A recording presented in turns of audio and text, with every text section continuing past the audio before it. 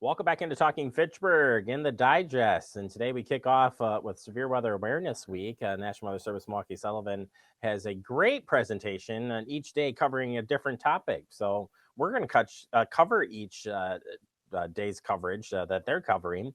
And then I said at the end of this week, we'll have Tim Halbach on to talk with us about severe weather from the National Weather Service, Milwaukee Sullivan. So today we're talking about weather warnings as this week, or the kickoff here to this awareness week. And it starts with how you receive warnings. And you should receive warnings, well, many different sources, as we've learned over the years, right? So have your planned apps, mobile phones. Find the coolest weather apps that you can that have the weather alert system on it. The that is the wireless emergency alert system. It has all levels of tornado warnings, considerable flash flooding warnings, destructive severe thunderstorms with winds 80 miles, 2-inch or 2.5-inch plus hail. And of course, you can listen to your local radio, outdoor warning sirens. Remember that the outdoor warning siren is to wake people up at night, or they can't hear, or don't have another way of getting it. It's just for people outside. And I said that wrong. It's not to wake people up. It's the warn people outside. I knew I was going to say that backwards. Darn it. Could wake up some people, but really it was meant for the outside. If you're outside and you hear that, you need to get inside and be able to do it. And of course, you can watch your favorite local weather people as well. Moving on, impact-based warning, something that they switched to several years now. I think it works really well. And it says observed versus radar indicated base most often used. So if you have a SVR of 60 miles per hour or golf ball size hail, that's considerable and concerning at best. You don't want to see any type of size hail, but golf ball or softball, yikes, not good. Due to severity of an impact, you could have something where there's a shear of 78 miles per hour, golf ball size hail, baseball size. So you got the base, which is most often 60 miles an hour, considerable 70 to 80, catastrophic or destructive, rare, violent. It's an emergency and it's nasty. And you can see it come up here, and it's showing you on the page there of what that is. And it says catastrophic if there are getting reports of damage in. Moving on, severe thunderstorm warnings. The criteria: winds greater than 58 miles per hour, and hail diameter inch in diameter or more. And again, you can see that they've gotten better about outlining the specific areas where this is and trying to warn you ahead of time as these storms are coming in. As far as the impact-based warning level criteria for a severe thunderstorm warning, well, here it is. There's a no-tag one where it's just it hits the threshold for a severe thunderstorm warning. You got the considerable, which are winds 70 miles an hour and hail up to 1.75 inches to over 2 inches and 3. That's a huge baseball size. It happens, folks. And destructive 80-mile-an-hour winds, hail greater than 2.75 inches. That's larger than a baseball.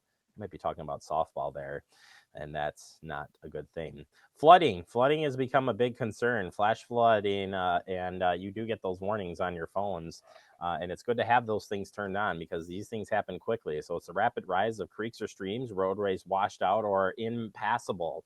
And the criteria surrounding that for impact-based warning is you might have flash flooding, which would still set off or doesn't set off the alerts, but there could be flash flooding. Considerable, rare impact, usually severity. Wireless emergency alert level will kick in on the considerable. And then catastrophic means extremely rare, a threat to human life or catastrophic damage. And it would have to be confirmed, reliable sources confirmed. There are weather spotters out there, and you can become one. Check in on the website of the Weather Service. Moving on to the tornado warning. Well, it's pretty easy. It's radar indicated or reported. Somebody sees the criteria to make a tornado, is a tornado, they can confirm it.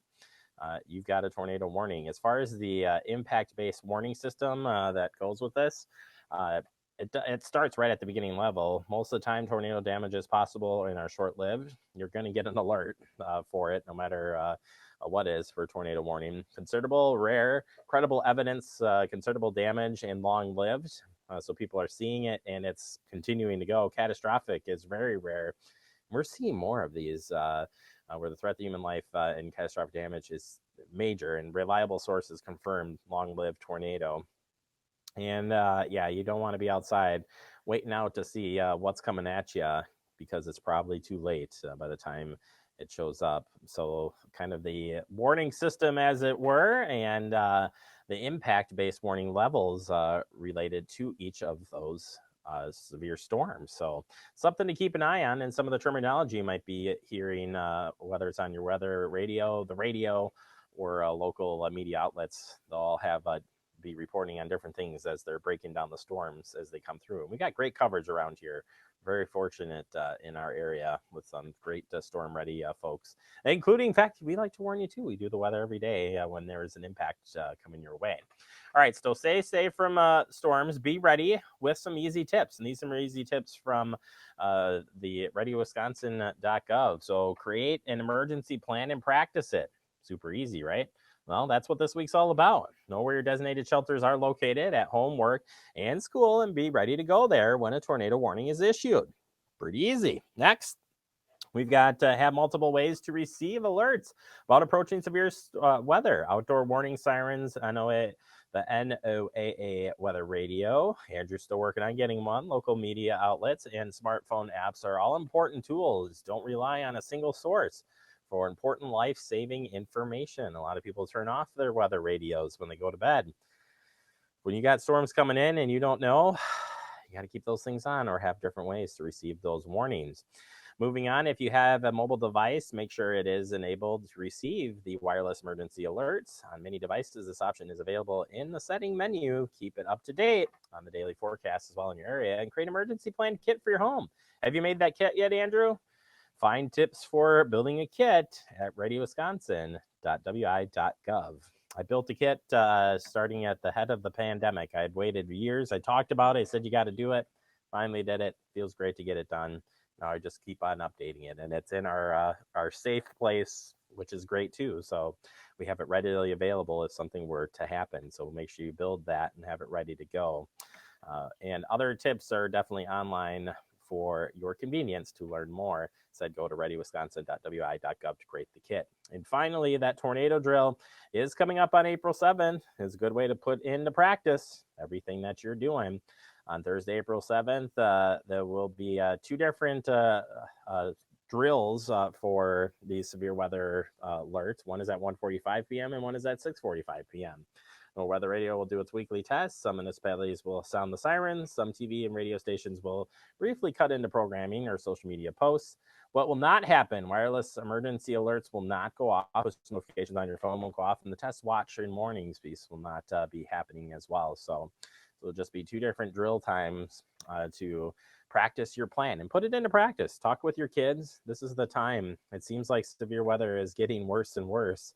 And after last year's December storm, I don't know. It's got me thinking twice and making sure I'm ready and talking to the plans, even with the neighbors, if something happened in the neighborhood, what to do. So it's all about this week and getting ahead and planning. Tomorrow, we'll be talking about some of the damages that come from these storms and what that looks like. So that'll be tomorrow's digest for you. All right, enough of me. Coming up next, we'll check in with the Better Business Bureau. We're talking about insurance, everything you need to know before you make the purchase. That's coming up right here on Talking Pittsburgh.